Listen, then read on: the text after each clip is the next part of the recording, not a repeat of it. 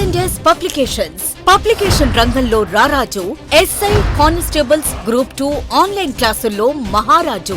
S&S publications SI constables అయినా group 2 అయినా 90% మంది విశ్వసించేది S&S పబ్లికేషన్స్. ఇప్పుడు ఎస్ఐ కానిస్టేబుల్స్ గ్రూప్ 2 ఆన్లైన్ క్లాసుల్లో ప్రభంజనం సృష్టిస్తూ స్టేట్ నెంబర్ 1 గా రాణిస్తున్న మన S&S యాప్ లో క్వాలిటీ వీడియోస్ కు నమ్మకమైన బుక్స్ కు మారుపేరు S&S పబ్లికేషన్స్. ఫోన్ నంబర్స్ 7377222999 మరియు 9097588999. రైట్ అండి. సో ఇక్కడ పేరులోనే కనిపిస్తుంది మీకు చట్టబద్ధ సంస్థలు అని. అంటే దీని అర్థం ఏంటంటే ఇవి చట్టం ప్రకారం ఏర్పడినవి అని అర్థం. సో రాజ్యాంగం ప్రకారం ఏర్పడితే రాజ్యాంగంలో పొందుపరచబడి ఉంటే కనుక దాన్ని రాజ్యాంగబద్ధ సంస్థలు అంటాం.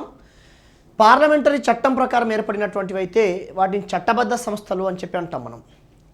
అయితే ఇక్కడ చట్టబద్ధ సంస్థలకు సంబంధించి ఒక ముఖ్యమైనటువంటి అంశం ఏంటి అనుకున్నప్పుడు మనకు మొదట తెలుసుకోవాల్సినటువంటి అంశం చట్టబద్ధ సంస్థల్లో సమాచార హక్కు చట్టం. సమాచార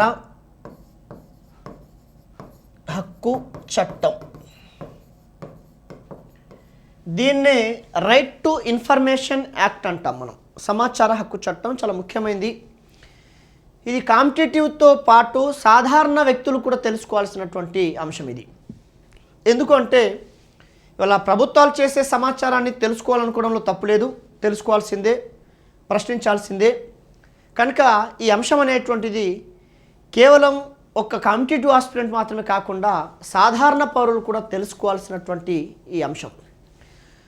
సో ఇక్కడ చట్టబద్ధ సంస్థల్లో నేను తీసుకున్నటువంటి టాపిక్ ఇప్పుడు ప్రస్తుతానికి నేను రైట్ టు ఇన్ఫర్మేషన్ యాక్ట్, సమాచార హక్కు చట్టాన్ని తీసుకున్నాను. అయితే ఇక్కడ సమాచార హక్కు చట్టం గురించి రాజ్యాంగంలో ఎక్కడైనా పొందుపరచబడి ఉందా అన్నప్పుడు సమాచార హక్కు చట్టం గురించి రాజ్యాంగంలో ఎక్కడ కూడా పొందుపరచబడి లేదండి. సమాచార హక్కు చట్టం గురించి రాజ్యాంగంలో ఎక్కడ కూడా పొందుపరచబడి లేదు. ఈవెన్ నేటికి కూడా స్టిల్ ఈ రోజుకి కూడా ఎక్కడ కూడా రాజ్యాంగంలో పొందుపరచబడి లేదు. కానీ సమాచార హక్కు చట్టం రాజ్యాంగంలో పొందుపరచబడి లేకపోయినప్పటికీ అది 19 సబ్ క్లాస్ 1A అంతర్భాగంగానే ఉంటుందని గతంలో సుప్రీంకోర్టు తీర్పిచ్చింది. సమాచార హక్కు చట్టం గురించి రాజ్యాంగంలో పొందుపరచబడి లేకపోయినప్పటికీ అది 19 సబ్ క్లాస్ 1A అంటే భావ వ్యక్తీకరణ స్వేచ్ఛలో భాగంగానే ఉంటుందని చెప్పి గతంలో సుప్రీంకోర్టు తీర్పిచ్చింది. ఆ సుప్రీంకోర్టు తీర్పు గురించి కూడా మీకు చెప్తాను నేను ఇప్పుడు. ఆ సుప్రీంకోర్టు తీర్పు ఎలా వచ్చింది, ఏ సందర్భంలో వచ్చింది అనుకున్నప్పుడు మామూలుగా మనందరికీ తెలుసు 1975లో వచ్చినటువంటి అత్యవసర పరిస్థితి, ఎమర్జెన్సీ. 75లో ఇందిరాగాంధీ యొక్క ఎన్నిక చెల్లదని చెప్పి అలహాబాద్ హైకోర్టు తీర్పిచ్చింది. ఆ తీర్పు ఇచ్చినటువంటి తీర్పు సమయంలో ఆ కేసు వేసిన వ్యక్తి ఎవరంటే రాజ్ నారాయణ్. అతను ఇందిరాగాంధీతో చాలా విభేదించాడు, చివరికి గెలిచాడు కూడా అతను ఇందిరాగాంధీపై లోక్సభ ఎన్నికల్లో. అయితే ఈ రాజనారాయణ సుప్రీంకోర్టులో కేసు వేశాడు. ప్రభుత్వ సమాచారానికి సంబంధించి నాకు కావాలి, ఆ సమాచారం నేను తెలుసుకోవాలనుకుంటున్నాను చెప్పి చెప్పాడు. అప్పుడు సుప్రీంకోర్టు ఏమని తీర్పిచ్చిందంటే ప్రభుత్వ పనితీరుకు సంబంధించినటువంటి సమాచారాన్ని ప్రజలకు తప్పనిసరిగా తెలియచేయాలి, వాళ్ళు ఏ అంశం అడిగినా కానీ తెలియచేయాలి అని చెప్పి సుప్రీంకోర్టు తీర్పిచ్చింది. ప్రభుత్వం తను రూపొందించేటువంటి చట్టాల విషయంలో, అమలు చేసే కార్యక్రమాల విషయంలో ప్రజలు కోరినట్లయితే ప్రభుత్వం ప్రజలకు ఆ సమాచారాన్ని తెలియచేయాలని చెప్పి supreme court 1976లో Raj Narayan versus Indira Gandhi case తీర్పిచ్చింది.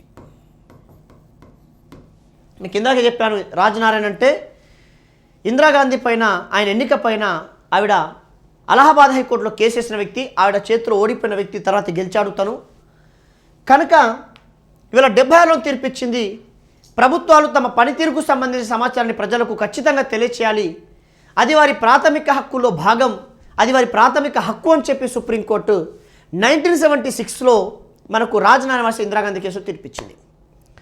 కనుక సమాచార హక్కు చట్టం, రైట్ టు ఇన్ఫర్మేషన్ యాక్ట్ అనేది రాజ్యాంగంలో ఈ రోజుకు లేకపోయి ఉండొచ్చు, కానీ అది దేశ పౌరుల యొక్క భావ వ్యక్తీకరణ స్వేచ్ఛలో భాగం అని చెప్పి సుప్రీంకోర్టు తీర్పిచ్చిందండి. ఈ దేశ పౌరుల యొక్క భావ వ్యక్తీకరణ స్వేచ్ఛలో భాగం అని చెప్పి supreme court తీర్పిచ్చింది in the year of 1976 Rajnarayan versus Indira Gandhi case తీర్పిచ్చింది. అందుకే ఇవాళ సమాచార హక్కు చట్టం నేరుగా రాజ్యాంగంలో ఉండకపోయి ఉండొచ్చు, కానీ అది ప్రాథమిక హక్కులో అంతర్భాగంగా ఉంటుంది. కారణం ఏంటంటే ఇలా భావాన్ని వ్యక్తపరిచేటువంటి సమయంలో మనం సమాచారాన్ని కోరడం కూడా ఇది మన భావ వ్యక్తీకరణ స్వేచ్ఛలో భాగం అవుతుంది. అది స్వయంగా మనం చెప్పింది కాదు, ఈ దేశ సర్వోన్నత న్యాయస్థానం సుప్రీంకోర్టు చెప్పినటువంటి అంశం. సరే ఈ సమయంలో ప్రపంచంలో మొట్టమొదటిసారిగా సమాచార హక్కు చట్టాన్ని రూపొందించిన దేశం ఏది? ప్రపంచంలో మొట్టమొదటిసారిగా సమాచార హక్కు చట్టాన్ని రూపొందించిన తొలి దేశం, ప్రపంచంలో తొలి దేశం స్వీడన్, 1766. ప్రపంచంలో మొట్టమొదటిసారిగా సమాచార హక్కు చట్టాన్ని రూపొందించిన దేశం స్వీడన్. ఇక ఈ మధ్య కాలంలో ఏర్పడిన దేశం ఏర్పాటు చేసింది అమెరికాలో ఎప్పుడు ఏర్పడిందని గతంలో అడిగాడండి, 1966లో. ప్రపంచంలో సమాచార హక్కు చట్టాన్ని రూపొందించినటువంటి తొలి దేశం ఏదయ్యా అంటే అది స్వీడన్ అని చెప్పండి. ఈ మధ్య కాలంలో మనం ప్రపంచంలో అగ్రగామి దేశమైనటువంటి అమెరికా దేశంలో సమాచార హక్కు చట్టం ఉందా అంటే ఉంది 66లో. ఎందుకు చెప్తున్నాను ఎగ్జాంపుల్ అంటే, ఇవాళ ప్రపంచంలోనే అగ్రగామి దేశమైనటువంటి అమెరికాలోనే సమాచార హక్కు చట్టం ఉన్నప్పుడు ఈ దేశంలో ఎందుకు ఉండకూడదు, భారతదేశంలో? కనుక ఇవాళ అమెరికాలో కూడా సమాచార హక్కు చట్టం అమల్లో ఉంది, అది 1966లోనే వచ్చింది. కనుక భారతదేశంలో కూడా దాని ఆవశ్యకత తప్పనిసరి. మరి భారతదేశంలో సమాచార హక్కు చట్టం వచ్చిందా? వస్తే ఎప్పుడు వచ్చింది? సమాచార హక్కు చట్టం యాక్చువల్గా భారతదేశాన్ని పరిపాలించిన బ్రిటిష్ వారి కాలంలో కూడా ఉందమ్మా. ఆ రోజుల్లో బ్రిటిష్ వారి కాలంలో కూడా ఉంది. మరి బ్రిటిష్ వారి కాలంలో ఉంటే మరి ఆనాడు ఈ సమాచార హక్కు చట్టాన్ని బ్రిటిష్ వారు ఏ చట్టంగా ఏర్పాటు చేశారు?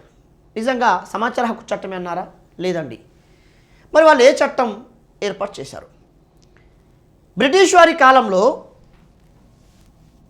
బ్రిటిష్ వారు పరిపాలించిన కాలంలో, బ్రిటిష్ వారి కాలంలో 1923లో సమాచార హక్కు చట్టం తీసుకొచ్చారు. కానీ ఆ రోజు దాన్ని ఏమని చెప్పారంటే అధికార రహస్యాల చట్టం. అధికార రహస్యాల చట్టం. సో అధికార రహస్యాల చట్టం అనేటువంటి పేరుతో ఆ రోజు బ్రిటిష్ ప్రభుత్వం 1923లో ఈ చట్టాన్ని ఏర్పాటు చేసింది. అధికార రహస్యాల చట్టం అని చెప్పి తీసుకొచ్చింది 1923లో. అయితే ఆ తర్వాత అది బ్రిటిష్ వారి కాలంలో. ఆ తర్వాత అటల్ బిహారీ వాజ్పేయి కూడా తీసుకొచ్చారు. అటల్ బిహారీ వాజ్పేయి ఎప్పుడు తీసుకొచ్చారు భారత్ అన్నప్పుడు, వాజ్పేయి 2002లో సమాచార స్వేచ్ఛా చట్టాన్ని తీసుకొచ్చారు. స్వేచ్ఛా చట్టం చూడండి సార్, గమనించండి. బ్రిటిష్ వారి కాలంలో అధికార రహస్యాల చట్టం ఉంటే వాజ్పేయి హయాంలో దీన్ని ఏమని ఏర్పాటు చేశారంటే సమాచార స్వేచ్ఛ చట్టం. సమాచార హక్కు చట్టాన్ని సమాచార స్వేచ్ఛ చట్టం అప్పట్లో ఉండేది. అది ఎవరి హయాంలో? వాజ్పేయి హయాంలో ఇన్ ద ఇయర్ ఆఫ్ 2002 సమాచార స్వేచ్ఛ చట్టం అని చెప్పి తీసుకొచ్చారు. కానీ తర్వాత కాలంలో యూపీఏ 1 ప్రభుత్వం, మన్మోహన్ సింగ్ ప్రభుత్వం అధికారంలోకి వచ్చిన తర్వాత పరిపాలనలో జవాబుదారీతనాన్ని నెలకొల్పాలని చెప్పి, బాధ్యతాయుతని ఏర్పాటు చేయాలని చెప్పి, పైన పేర్కొన్న అధికార రహస్యాల చట్టంలో ఉన్న లోపాలను సవరిస్తూ మరో చట్టాన్ని పునాదులు వేశారు. 2002లో సమాచార స్వేచ్ఛ చట్టాన్ని వాజ్పేయి తీసుకొస్తే ఈ చట్టంలో ఉన్నటువంటి లోపాలని సవరించి యూపీఏ 1 దీన్ని మన్మోహన్ సింగ్ అంటాం, ఎందుకంటే అప్పుడు మన్మోహన్ సింగ్ ప్రధాని కాబట్టి. యూపీఏ 1 అనేది 2004 to 9 వరకు, 9 to 14 వరకు యూపీఏ 2 అంటాం. యూపీఏ 1 మన్మోహన్ సింగ్ ప్రభుత్వం ఆ రోజు పైన పేర్కొన్న అధికార సమాచార స్వేచ్ఛ చట్టాన్ని లో ఉన్న లోపాలను సవరించి బాధ్యతతో ప్రభుత్వం పారదర్శకత కావాలని చెప్పి అప్పుడు ఏం చేసిందంటే సమాచార స్వేచ్ఛ చట్టాన్ని 2005లో సమాచార హక్కు చట్టంగా ఏర్పాటు చేశారు. సమాచార హక్కు చట్టం. వాజ్పేయి హయాంలో సమాచార స్వేచ్ఛ చట్టం ఉంటే ఆ చట్టంలో ఉన్నటువంటి లోపాలని సవరిస్తూ యూపీఏ 1 మన్మోహన్ ప్రభుత్వం 2005లో సమాచార హక్కు చట్టాన్ని తీసుకురావడం అనేటువంటిది జరిగింది. ఇప్పుడు ఈ సమాచార హక్కు చట్టం పైన మీకు ఇంకా వివరంగా నేను చెప్పాలంటే ఈ సమాచార హక్కు చట్టంని రాష్ట్రపతి ఎప్పుడు ఆమోదించారు, ఎప్పుడు అమల్లోకి వచ్చింది, ఈ 2 డేట్స్ కూడా నంబర్ ఆఫ్ టైమ్స్ రిపీట్ అవుతున్నాయి ఇక్కడ. ఈ సమాచార హక్కు చట్టాన్ని రాష్ట్రపతి ఎప్పుడు ఆమోదించారు? ఈ సమాచార హక్కు చట్టాన్ని 2005 జూన్ 15న రాష్ట్రపతి ఆమోదించారు. ఇప్పుడు ఈ రాష్ట్రపతి ఆమోదించే కంటే ఇంపార్టెంట్ బిట్ ఇప్పుడు సమాచార హక్కు చట్టం భారతదేశంలో ఎప్పటి నుంచి అమల్లోకి వచ్చింది. We have to know with date. 2005 October 12 నుండి అమల్లోకి వచ్చింది. చూడండి సార్, ప్రపంచంలో మొట్టమొదటిసారిగా సమాచార హక్కు చట్టాన్ని స్వీడన్ తీసుకొచ్చింది 1766లో. ఆ తర్వాత ప్రపంచంలో అగ్రగామి దేశమైనటువంటి అమెరికాలో కూడా ఇవాళ సమాచార హక్కు చట్టం వచ్చింది 66లో. అయితే మన దేశం పరిస్థితి ఏంటంటే మన దేశంలో కూడా ఉంది. బ్రిటిష్ వారి కాలంలో ఇవాళ 1923లో అధికార రహస్యాల చట్టాన్ని తీసుకొచ్చారు. ఆ తర్వాత స్వతంత్ర భారతదేశంలో ఎవరు తీసుకురాలేదు. వాజ్పేయి హయాంలో 2002లో సమాచార స్వేచ్ఛ చట్టాన్ని తీసుకురావడం జరిగింది. ఆ తర్వాత యూపీఏ 1 మన్మోహన్ సింగ్ ఆధ్వర్యంలోని ప్రభుత్వం సమాచార స్వేచ్ఛ చట్టంలో ఉన్న లోపాలని సవరిస్తూ దాన్ని 2005లో సమాచార హక్కు చట్టంగా ఏర్పాటు చేశారు. అయితే ఈ చట్టంను రాష్ట్రపతి ఎప్పుడు ఆమోదించారు, ఎప్పటి నుంచి అమలులోకి వచ్చింది? 2005 జూన్ 15వ తేదీన దీన్ని రాష్ట్రపతి ఆమోదిస్తే 2005 అక్టోబర్ 12న నుండి ఇది దేశంలో అమల్లోకి వచ్చింది సమాచార హక్కు చట్టం. అసలు సమాచార హక్కు చట్టం యొక్క ప్రధాన ఉద్దేశం ఏంటి?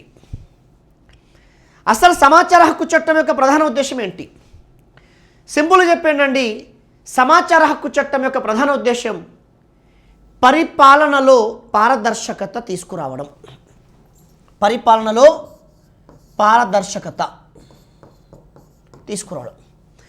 ఈ యొక్క చట్టం యొక్క ప్రధాన ఉద్దేశం ఏంటంటే పరిపాలనలో పారదర్శకత తీసుకురావడం అనేటువంటిది దీని ప్రధాన ఉద్దేశం అని చెప్పి మనం ఇక్కడ చెప్పుకుంటాం. అయితే ఇక్కడ మనం గమనిస్తే కనుక సమాచార హక్కు చట్టం 2005 అక్టోబర్ 12వ తారీఖు నుంచి అమలులోకి వచ్చిందని చెప్తున్నాం. కానీ దేశవ్యాప్తంగా సమాచార హక్కు చట్టం వచ్చేసి 2005 అక్టోబర్ 12 నుంచి అమలులోకి వచ్చింది. బట్ ఇక్కడ తెలుసుకోవాల్సిన ఒక విలువైనటువంటి సమాచారం ఏంటంటే సమాచార హక్కు చట్టాన్ని అంతకంటే ముందే ఒక రాష్ట్రం అమలు చేసింది. అందుకే మిమ్మల్ని అంటాడు సమాచార హక్కు చట్టం 2005లో రూపొందించి అమలు చేసినప్పటికీ సమాచార హక్కు చట్టాన్ని అమలు చేసినటువంటి మొట్టమొదటి రాష్ట్రం ఏది? 2005 కంటే ముందే సమాచార హక్కు చట్టాన్ని ఒక రాష్ట్రం రూపొందించి అమలు చేసిందయ్యా. అందుకే దేశవ్యాప్తంగా సమాచార హక్కు చట్టం 2005లో వస్తే అంతకంటే ముందే మీరు గమనించండి 1997లోనే తమిళనాడు రాష్ట్రం తమిళనాడు సమాచార హక్కు చట్టం రూపొందించి అమలు చేసింది. తమిళనాడు సమాచార హక్కు చట్టం అని చెప్పి రూపొందించి అమలు చేసింది. కనుక దేశవ్యాప్తంగా సమాచార హక్కు చట్టం 2005 నుండి అమల్లోకి వస్తే తమిళనాడు మాత్రం అంతకంటే ముందు నుంచే 1997లోనే తమిళనాడు సమాచార హక్కు చట్టం అని చెప్పి రూపొందించి అమలు చేసుకుంది. అది 1997లోనే 97లోనే. అందుకేనమ్మా నేను ఏమంటున్నానంటే భారతదేశంలో సమాచార హక్కు చట్టాన్ని రూపొందించి అమలు చేసిన మొదటి రాష్ట్రం ఏదంటే తమిళనాడు 97. ఇంకా డెప్త్ అడిగితే మీకు ఉద్యోగం రావడానికి పనికొచ్చే ప్రశ్న అది రెండవ రాష్ట్రం ఏదో అడిగే అవకాశం ఉంది. కాబట్టి 1997లోనే గోవా రాష్ట్రం ఇది రెండవ రాష్ట్రం సమాచార హక్కు చట్టాన్ని రూపొందించి అమలు చేసినటువంటి మొట్టమొదటి రాష్ట్రం తమిళనాడు. రెండవ రాష్ట్రం ఏదండి అంటే అది గోవా. ఈ రెండు కూడా 97లోనే వచ్చాయి. కనుక దయచేసి దేశవ్యాప్తంగా సమాచార హక్కు చట్టం ఎప్పటి నుంచి అమలుకి వచ్చిందంటే there is no controversial 2005 October 12th. But ఈ దేశంలో సమాచార హక్కు చట్టాన్ని రూపొందించి అమలు చేసినటువంటి మొట్టమొదటి రాష్ట్రం ఏదయ్యా అంటే చెప్పండి. ఆ రాష్ట్రం పేరే క్లియర్గా తమిళనాడు రాష్ట్రం. తమిళనాడు రాష్ట్ర సమాచార హక్కు చట్టంగా ఏర్పాటు చేసుకున్నారు. రెండవ రాష్ట్రం గోవా సమాచార హక్కు చట్టంగా ఏర్పాటు చేసుకున్నారు 97లోనే. అయితే ఈ చట్టం ప్రకారం ప్రధానంగా రెండు జరిగాయి ఇక్కడ. ఈ చట్టం సమాచార హక్కు చట్టం ప్రధాన ఉద్దేశం అని తెలుసు. ప్రభుత్వానికి సంబంధించిన ఏ అంశాన్నైనా మనం తెలుసుకునేటువంటి అవకాశం ఉంది ఇక్కడ. కానీ ఇక్కడ నేనేం చెప్తున్నామంటే సమాచార హక్కు చట్టం ప్రకారం రెండు కమిషన్లు ఏర్పడ్డాయి, రెండు సంస్థలు ఏర్పడ్డాయి. ఆ రెండేంటి అమ్మా అంటే ఒకటి కేంద్ర సమాచార కమిషన్, రెండు రాష్ట్ర సమాచార కమిషన్. కేంద్ర సమాచార కమిషన్, రాష్ట్ర సమాచార కమిషన్, దీన్నే సెంట్రల్ ఇన్ఫర్మేషన్ కమిషన్ సిఐసి అంటారు కేంద్రం. దీన్ని ఎస్ఐసి అంటారు, స్టేట్ ఇన్ఫర్మేషన్ కమిషన్ అంటారు. CIC SIC state information commission, central information commission. ఇప్పుడు కేంద్ర సమాచార కమిషన్, రాష్ట్ర సమాచార కమిషన్. అసలు ఎందుకు సార్ కొత్తగా వస్తున్నాయి మాకు అర్థం కాబట్టి సమాచార హక్కు చట్టంలో ఈ టాపిక్ ఎందుకు తీసుకొస్తున్నారు మీరు సార్? సమాచార హక్కు చట్టం ప్రకారం నువ్వు ప్రభుత్వానికి సంబంధించిన ఏ అంశాన్నైనా నువ్వు రాబట్టాలనుకుంటున్నావు కదా, మరి నీకు ఆ సమాచారం రావాలంటే ఎవరివ్వాలి? అందుకే ఈ చట్టం అమలు కావాలంటే ఈ రెండు సంస్థలు కావాలి. అందుకే ఈ చట్టం ఏం చేసిందంటే ఈ చట్టాన్ని అమలు చేయడం కోసం మేము రెండు కమిషన్లు ఏర్పాటు చేస్తున్నాం. అది సెంట్రల్ ఇన్ఫర్మేషన్ కమిషన్ ఒకటైతే రెండు స్టేట్ ఇన్ఫర్మేషన్ కమిషన్ రెండు. కనుక ఈ చట్టం ప్రకారం ఈ రెండు సంస్థలు ఏర్పడ్డాయండి. ఒకటి అది సిఐసి, రెండు ఎస్ఐసి. కాబట్టి కేంద్ర సమాచార కమిషన్ అలాగే రాష్ట్ర సమాచార కమిషన్ ఇవి రెండు కూడా రాజ్యాంగబద్ధ సంస్థల, చట్టబద్ధ సంస్థల అంటే ఇక్కడ నిర్మోహమాటంగా చెప్పేయండి చట్టబద్ధ సంస్థలు. ఎందుకంటే వీటి గురించి రాజ్యాంగంలో ఎక్కడ లేదు కాబట్టి. ఇప్పుడు నేను ఈ రాష్ట్ర సమాచార కమిషన్ గురించి, ఎస్ఐసి గురించి మరీ చూస్తా. మనం ముందు ఏం చేద్దామంటే ఇప్పుడు ఈ సిఐసి గురించి చూద్దాం, కేంద్ర సమాచార కమిషన్ గురించి చూద్దాం. అందుకే ఈ కేంద్ర సమాచార కమిషన్ గురించి చెప్పే కంటే ముందు మీకు ఇక్కడ చూడండి, ఇక్కడ కార్యాలయం కూడా ఉందమ్మా, సెంట్రల్ ఇన్ఫర్మేషన్ కమిషన్ సిఐసి అంటాం. కేంద్ర సమాచార కమిషన్ ఇది మనకు సెంట్రల్ ఇన్ఫర్మేషన్ కమిషన్ ప్రధాన కార్యాలయం ఇది కేంద్ర సమాచార కమిషన్కి. కనుక సమాచార హక్కు చట్టం ప్రకారం రెండు కమిషన్లు ఏర్పడ్డాయి. కారణం ఈ హక్కు అమలు కావాలంటే, ఈ చట్టం అమలు కావాలంటే మనకు కావాల్సింది ఈ ఉంటేనే అమలవుతాయి. ఎందుకంటే వాటిని నడిపించాలి కేంద్రంలో ఒకటి, రాష్ట్రంలో ఒకటి కాబట్టి. కనుక ఇక్కడ ఇప్పుడు సెంట్రల్ ఇన్ఫర్మేషన్ కమిషన్ సిఐసి, కేంద్ర సమాచార కమిషన్. మరి ఇక్కడ ఈ చట్టం అమలు కావాలంటే సమాచార హక్కు చట్టం ఈ అమలు కావాలంటే ఈ రెండు కావాలి. అందులో మొదటిది కేంద్ర సమాచార కమిషన్, సెంట్రల్ ఇన్ఫర్మేషన్ కమిషన్. మరి దీనికి సంబంధించి అసలు ఈ బాడీలో ఎవరెవరు ఉంటారు, ఈ బాడీలో ఎవరెవరు ఉంటారు? అందుకేనమ్మా కేంద్ర సమాచార కమిషన్, కేంద్ర సమాచార commission, central information commission, information commission. ఇందులో ఎంతమంది ఉంటారు చూడండి ఇక్కడ ఎంతమంది ఉంటారంటే 1 ప్లస్ గరిష్టంగా 10 మంది కమిషనర్లు. చూడమ్మా, ఈ వ్యవస్థ నడవాలంటే, మీ సమాచారం మీకు రావాలంటే, ఈ సమాచార హక్కు చట్టం అమలు కావాలంటే 2 కమిషన్ ఉంటాయి. ఒకటి కేంద్ర సమాచార కమిషన్, 2 స్టేట్ ఇన్ఫర్మేషన్ కమిషన్, రాష్ట్ర సమాచార కమిషన్. అందులో ఒకటి ఇప్పుడు కేంద్ర సమాచార కమిషన్ మీ ముందు తీసుకొస్తున్నాను. అందులో ఎవరెవరు ఉంటారంటే 1 ప్లస్ గరిష్టంగా 10 మంది కమిషనర్లు అని చెప్పి రాశాను. 1 అంటే కేంద్ర సమాచార కమిషన్ అంటే chief information officer commissioner. Chief information commission అంటే ప్రధాన కమిషనర్, సమాచార కమిషనర్, ప్రధాన సమాచార కమిషనర్ ప్లస్ 10 మంది ఇతర కమిషనర్లు. ఒకరు చీఫ్ ఇన్ఫర్మేషన్ కమిషనర్ ఉంటారమ్మా. రెండో వచ్చేసి 10 మంది కమిషనర్లు ఉంటారు. మ్యాక్సిమం 10, ఈ లోపు ఒకరిని నియమించవచ్చు, ఇద్దరు నియమించవచ్చు, ఇద్దరు నియమించవచ్చు. కాబట్టి మామూలుగా అయితే 10 మందికి 10 మంది నియమించరు. కొంతమంది కొన్ని సందర్భాల్లో 5గురిని 4గురిని 3గురిని నియమిస్తుంటారు. కానీ ఇక్కడ సంఖ్య మనం ఎట్లా చెప్పుకోవాలంటే గరిష్టంగా 10 మందిని చెప్పాలి. 10 అని చెప్పకుండా గరిష్టంగా 10 మంది అని చెప్తే అప్పుడు ఆ 10 మందిలో వాళ్ళు వాళ్ళ కన్వీనియన్స్ మేరకు వాళ్ళ సౌకర్యవంతంగా 5గురినో 6గురినో ఇద్దరు నియమిస్తారు. కనుక ఒకరు ప్రధాన కమిషనర్ ఉంటారండి, మరో 10 మంది గరిష్టంగా ఇతర కమిషనర్లు ఉంటారు. అయితే ఇప్పుడు క్వశ్చన్ ఏంటి, ఇక్కడ ఎంతమంది ఉంటారు? నిర్మాణం తెలిసిపోయింది నీకు. ఇక్కడ నిర్మాణమే స్ట్రక్చర్ అంటే 1 ప్లస్ మ్యాక్సిమం 10 కమిషనర్స్ అని చెప్పి తెలుసుకున్నాం. బట్ మనకు తెలుసుకోవాల్సిన అవసరం ఏంటంటే వీళ్ళని ఎవరు నియమిస్తారు, వీళ్ళ నియమించేది ఎవరు? కనుక వీళ్ళ నియమించేది ఎవరమ్మా అంటే వీళ్ళ నియమించేది ఎవరంటే నియామకం వచ్చేసి వీళ్ళ నియమించేది రాష్ట్రపతి. బట్ ఈ క్వశ్చన్ ఇంపార్టెంట్ కాదు.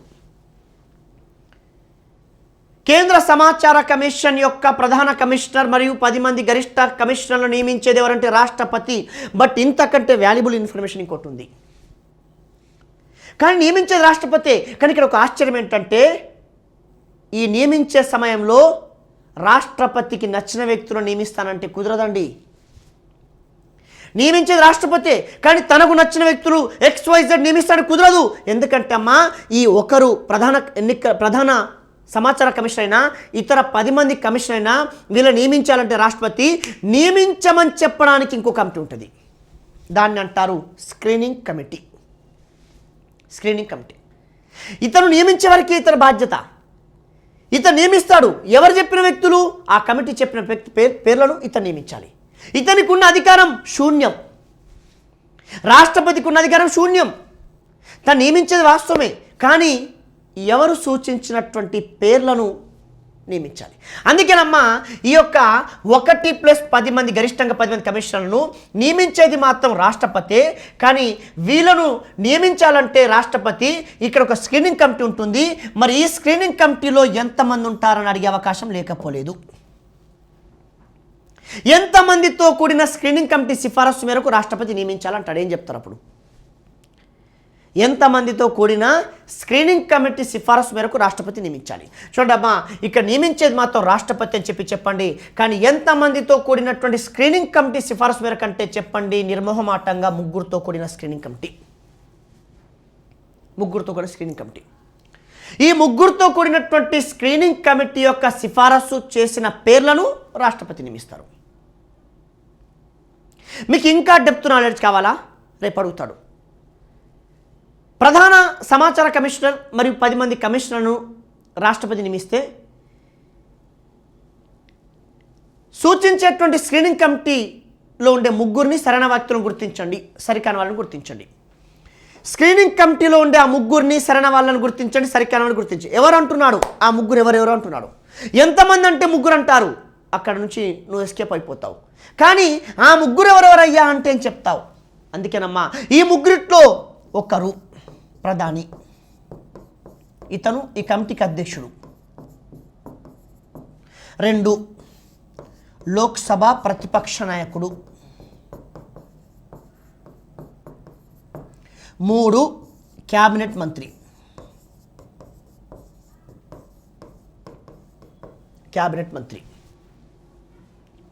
ఇప్పుడు ప్రధాన సమాచార కమిషనర్ అయినా ఇతర 10 మంది కమిషనర్లు నియమించేది రాష్ట్రపతి. కానీ ఎవరు సిఫార్సు చేసినా స్క్రీనింగ్ కమిటీ సిఫార్సు చేసినా స్క్రీనింగ్ కమిటీ ఎంతమంది ఉంటారు? 3 ఉంటారు. వాళ్ళెవరెవరు? ప్రధాని, లోక్సభ ప్రతిపక్ష నాయకుడు, క్యాబినెట్ మంత్రి. అధ్యక్షుడు ఎవరు? ప్రధాని. ఇద్దరెవరు? సభ్యులు. మీకు ఇంకా రేస్ కావచ్చు ఇక్కడ క్వశ్చన్. ఇంకా మీరు టార్గెట్ చేయబడితే వాటిని రేస్ చేయాలంటే ఇక్కడ చేస్తాడు. ఎందుకంటే ప్రధాని అంటే ఎవరు ఉంటే వాళ్ళు ఉంటారు, లోక్సభ ప్రతిపక్ష నాయకుడు ఎవరు ఉంటే వాళ్ళు ఉంటారు. బట్ క్యాబినెట్ అంటే ఇంతమంది ఉంటారు, అందులో ఎవరు? అందుకే ఈ క్యాబినెట్ మంత్రి ఎవరనేది ఎవరి నిర్ణయం మేరకు అంటే అమ్మ ప్రధాని నిర్ణయం మేరకు. క్యాబినెట్ మంత్రి ఎవరనేటువంటిది ఎవరు నిర్ణయిస్తారయ్యా అంటే ప్రధాని నిర్ణయిస్తారు. కాబట్టి ప్రధాని నిర్ణయించినటువంటి క్యాబినెట్ మంత్రి ఇగో ఇందులో సభ్యుడు. ఈ 3తో కూడినటువంటి కమిటీ సిఫారసు మేరకు అప్పుడు రాష్ట్రపతి ఈ ప్రధాన సమాచార కమిషనర్ని గరిష్టంగా 10 మంది కమిషనర్ని నియమిస్తారండి. కనుక అందుకే ఇవాళ నా దృష్టిలో ఇది ఇంపార్టెంటే కాదు అసలు. ఎందుకంటే నియమించేది ఎవరంటే రాష్ట్రపతి, we know very well. But ఈ రాష్ట్రపతి ఎవరు సూచించిన పేర్లు నియమించారంటే స్క్రీనింగ్ కమిటీ సూచించిన పేర్లు. ఈ స్క్రీనింగ్ కమిటీ ఎంతమంది ఉంటారంటే 3 ఉంటారు. అది ప్రధాని, అధ్యక్షుడు, లోక్సభ ప్రతిపక్ష నాయకుడు, క్యాబినెట్ మంత్రి, సభ్యులు. అలాగే ఆ క్యాబినెట్ మంత్రి ఎవరు ఉండాలనేది ఆ ప్రధాని యొక్క నిర్ణయం మేరకు అప్పుడు ఈ 3 కలిసి సూచిస్తారు. అప్పుడు ఈ 3 కలిసి సూచిస్తే అప్పుడు మన రాష్ట్రపతి వీళ్ళని నియమిస్తారని చెప్పి మనం గమనిస్తాం. ఇది ఇలా నియామకం ఉంటుంది. కాబట్టి మనం కాన్సన్ట్రేట్ చేయాల్సింది నియామకం చేసే వ్యక్తి పైన కాదు, ఆ స్క్రీనింగ్ కమిటీ పైన. సరే సార్, ఒకవేళ మాకు ఒక చిన్న సందేహం ఉంది. ఇప్పుడు ఈ నియామకం అవుతారు కదా, ఈ ప్రధాన సమాచార కమిషనర్ అలాగే ఇతర కమిషనర్ ఉన్నారు కదా, వీళ్ళు నియామకం కావాలంటే వీళ్ళకి ఏ అర్హతలు ఉండాలి? వీళ్ళకి అర్హతలు ఏముండాలి? అందుకే వీళ్ళకు ఉండాల్సినటువంటి అర్హతలు ఏంటయ్యా అని అన్నప్పుడు ఒక్కసారి అట్లా కూడా చూద్దాం సార్. మరి ఏ అర్హతలు ఉండాలి వీళ్ళకి? ఏ అర్హతలు ఉన్న వ్యక్తులు నియమిస్తారు ఇక్కడ అన్నప్పుడు ఇక్కడ కొన్ని అర్హతలు ఇచ్చారండి. ఏ అర్హతలు అంటే 1 న్యాయ వ్యవస్థలో అనుభవం ఉండాలి. అలాగే లేదా నీకు న్యాయ వ్యవస్థ లేదా అయితే సామాజిక సేవ, అది కూడా లేదా అయితే పత్రికా రంగం, అయితే అది కూడా లేదా అయితే పరిపాలన రంగం, అది కూడా లేదా అయితే శాస్త్ర, అయితే అది కూడా లేదా అయితే సాంకేతిక, అయితే అది కూడా లేదా అయితే ప్రసార. ఇలా కాబట్టి ఇవాళ ప్రధాన సమాచార కమిషనర్ అయినా ఇతర కమిషనర్ నియమించబడాలన్నా వాళ్ళకి ఎందులో అనుభవం ఉండాలి? న్యాయ వ్యవస్థ లేదా సామాజిక సేవ లేదా పత్రికా రంగం లేదా పరిపాలన రంగం లేదా శాస్త్ర లేదా సాంకేతిక లేక ప్రసార. ఎందుకంటే ఇవన్నీ కూడా అమ్మ మీరు గమనించండి, ఒక వ్యక్తి వాక్చాతుర్యాన్ని సూచిస్తాయి. న్యాయ వ్యవస్థ అయినా, సామాజిక సేవ అయినా, పత్రికా రంగమైనా, పరిపాలన రంగమైనా, శాస్త్ర అయినా, సాంకేతిక అయినా, ప్రసార అయినా వాక్చాతుర్యం చెప్తాయి. కనుక భావ వ్యక్తీకరణ స్వేచ్ఛకు అనుబంధం ఉన్నటువంటి అంశం కాబట్టి ఇగో ఈ రంగాలలో ఎవరికైతే అనుభవం ఉంటుందో వాళ్ళు అక్కడ నియామకం కావచ్చు. కనుక అమ్మ ఈ అర్హతలు ఏవైతే ఉన్నాయో ఈ అర్హతలు ఇలా ఉంటే నియామకం అవుతారు. మరి ఇప్పుడు ఈ అర్హతలను ఎవరు నిర్ణయిస్తారు? చాలామంది అంటారు రాష్ట్రపతి. తప్పు. ఈ అర్హతలన్నీ కూడా ఎవరు నిర్ణయిస్తారయ్యా అంటే చెప్పండి, కేంద్ర ప్రభుత్వం.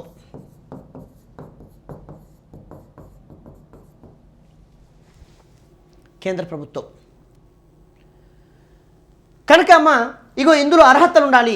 ఈ అర్హతలు ఉన్న వ్యక్తులని మన స్క్రీనింగ్ కమిటీ సూచన మేరకు అప్పుడు రాష్ట్రపతి నియమిస్తారు. Be careful. గతంలో చాలాసార్లు అడిగారు. ఏమడిగారని అంటే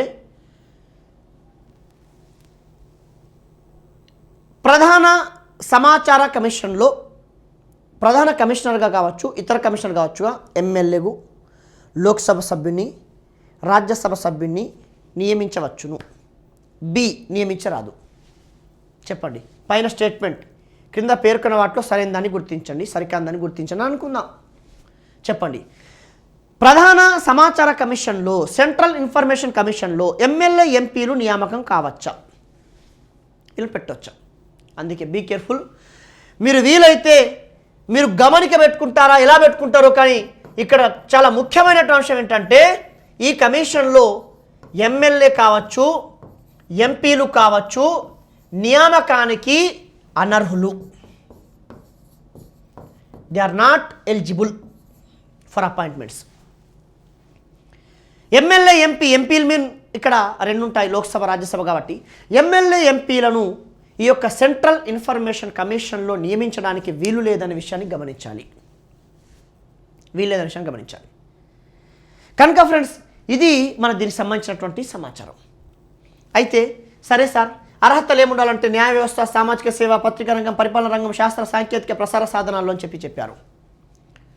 ఆ తర్వాత ఎమ్మెల్యే ఎంపీలను నియమించవచ్చు అంటే లేదా అవకాశం అని చెప్పారు. అలాగే ఈ అర్హతలు ఎవరు నిర్ణయిస్తారంటే కేంద్ర ప్రభుత్వం. అలాగే ఎమ్మెల్యే ఎంపీలను మరి నియమించవచ్చు లేదంటే అనర్హులు అని చెప్పి మనం ఇక్కడ చెప్పుకుంటాం. మనకు నియామకం, ఆ తర్వాత అర్హతల తర్వాత మనకు కావాల్సింది ఏంటమ్మా అంటే పదవి కాలం,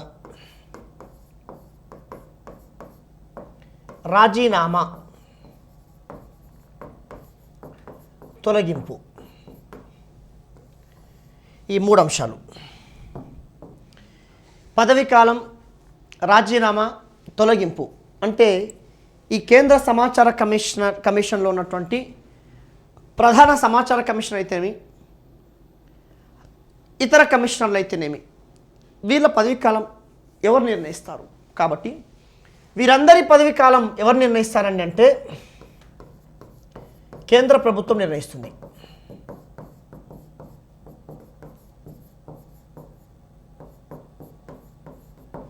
వీరందరి పదవి కాలం ఎవరు నిర్ణయిస్తారని అంటే కేంద్ర ప్రభుత్వం వీరి పదవి కాలాన్ని నిర్ణయిస్తుందని చెప్తాం. అలాగేనమ్మా ఇక్కడ ఉన్న మరొక అంశం ఏంటంటే వీరి పదవి కాలం ఎంత ఉంటుంది సాధారణంగా. ఈ పదవి కాలాన్ని కేంద్ర ప్రభుత్వం నిర్ణయిస్తుంది. ఎంత ఈ పదవి కాలం అంటే 5 సంవత్సరాలు లేదా 65 సంవత్సరాలు. వీరి పదవి కాలం ఎంత అండి అంటే 5 సంవత్సరాలు లేదా 65 సంవత్సరాలు. దీని అర్థం ఏంటంటే ఏది ముందైతే అది వర్తిస్తుందండి. అంటే తను పదవి చేపట్టిన తర్వాత తను వరుసగా 5 ఏళ్ల పాటు పదవిలో ఉంటారు. ఈలోగా తన వయసు 65 సంవత్సరాలు వస్తే కనుక అప్పుడు పదవి విరమణ చేయక తప్పదు. ఇందులో 5 ఏళ్ళు అయితే 5 ఏళ్ళ ముందు, 65 సంవత్సరాలు అయితే 60 సంవత్సరాల ముందు, ఏది ముందైతే అది వర్తిస్తుందండి. కనుక 5 సంవత్సరాలు లేక 65 సంవత్సరాలు తన పదవీ కాలం అని చెప్పి మనం ఇక్కడ చెప్పుకుంటాం. ఇది ఎవరు నిర్ణయిస్తారయ్యా అంటే చెప్పండి, అది కేంద్ర ప్రభుత్వం నిర్ణయిస్తుందని చెప్తాం. ఆ తర్వాత అండి మనకున్నటువంటి మరొక అంశం ఏంటంటే ప్రధాన కమిషనర్ వచ్చేసి పునర్నియామకానికి అనర్హుడు. ప్రధాన కమిషనర్ పునర్నియామకానికి అనర్హుడు. ప్రధాన కమిషనర్ పునర్నియామకానికి అనర్హుడు. సో ఇతను ఒక టర్మ్ మాత్రమే చేయగలడు తప్ప సెకండ్ టర్మ్ నేను మళ్ళీ వస్తానంటే కుదరదు. నీకు ఒకటి అవకాశం 5 years 65 years వచ్చారు, 5 ఏళ్ళు ఉన్నారు, లేదా ఆ లోగని నీ వయసు 65 ఏళ్ళు వచ్చిందా, అది తప్పుకో. ఇక మళ్ళీ నేను 50 ఏళ్ళకి వచ్చాను, 5 ఏళ్ళు ఉన్నాను, ఇంకా నాకు 65 ఏళ్ళు చాలా ఉంది కదా, ఇంకో టర్మ్ ఉంటా అంటే కుదరదండి. ఎందుకంటే క్లియర్గా చట్టం చెప్పేసింది ప్రధాన కమిషనర్ పునర్నియామకానికి అనర్హుడు. బట్ కమిషనర్ ప్రధాన కమిషనర్గా నియామకం కావచ్చును. కమిషనర్ ప్రధాన కమిషనర్గా నియామకం అవ్వచ్చును.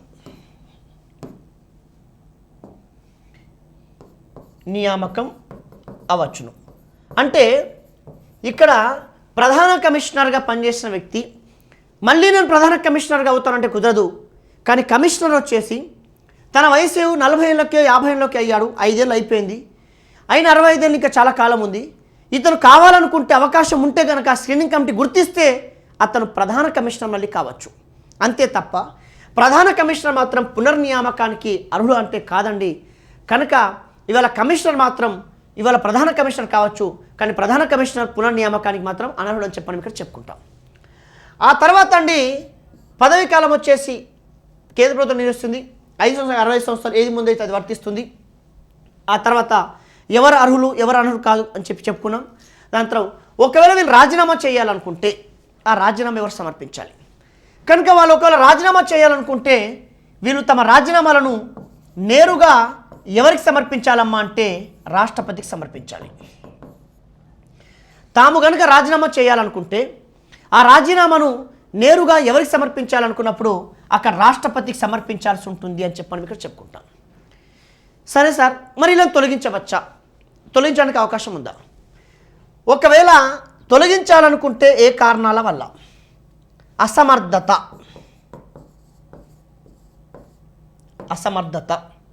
అవినీతి, అసమర్థత ఉన్న, అవినీతి ఉన్న సుప్రీంకోర్టు న్యాయమూర్తి చేత విచారణ జరిపించి అది రుజువైన పక్షంలో అప్పుడు వీళ్ళని రాష్ట్రపతి తొలగిస్తారు. అసమర్థుడని, అవినీతి పరుడని చెప్పి ఒక ఆరోపణ వచ్చినప్పుడు అప్పుడు సుప్రీంకోర్టు న్యాయమూర్తి చేత విచారణ జరిపించి ఆ యొక్క విచారణలో కనుక అసమర్థుడు, అవినీతిపరుడు అని చెప్పి అక్కడ రుజువైతే కనుక అప్పుడు భారత రాష్ట్రపతి వాళ్ళని తొలగిస్తారని చెప్పి గమనించాలి. కనుక ఏదేమైనా సుప్రీంకోర్టు యొక్క సలహా సూచన మేరకే వీళ్ళని తొలగిస్తారు భారత రాష్ట్రపతి అని చెప్పని ఇక్కడ చెప్పుకుంటాం. కనుక అమ్మ ఇవాళ పదవీ కాలం, రాజీనామా, తొలగింపుకు సంబంధించినటువంటి సమాచారం ఈ కమిషనర్లు లేక ప్రధాన కమిషనర్ గురించి చెప్పుకున్నాం. అయితే సరే, ఈ బాడీ ఎట్లా ఉంటుందనేది చెప్పాలి కాబట్టి మీకు ప్రైమరీగా నేను చెప్పాను ఈ బాడీ గురించి. సో ఎవరు ఉంటారు, ఎంతమంది ఉంటారు, ఎవరు నియమిస్తారు, స్క్రీనింగ్ కమిటీ ఏంటి, అందులో ఎవరు ఉంటారు, వీళ్ళని ఎమ్మెల్యే ఎంపీలు నియమించవచ్చా, నియమించరాదా, వీళ్ళ పదవీకాలం ఏంది, రాజీనామా, తొలగింపు, ఈ బాడీ స్ట్రక్చర్ మీద మీకు అవగాహన ఉండాలి కాబట్టి చెప్పాను. ఇప్పుడు మీ టార్గెట్ ఏంటి, అసలైన సబ్జెక్ట్ ఏంటంటే ఈ రైట్ టు ఇన్ఫర్మేషన్ యాక్ట్ ప్రకారం, అంటే సమాచార హక్కు చట్టం ప్రకారం మీరు సమాచారాన్ని ఎట్లా కోరాలి,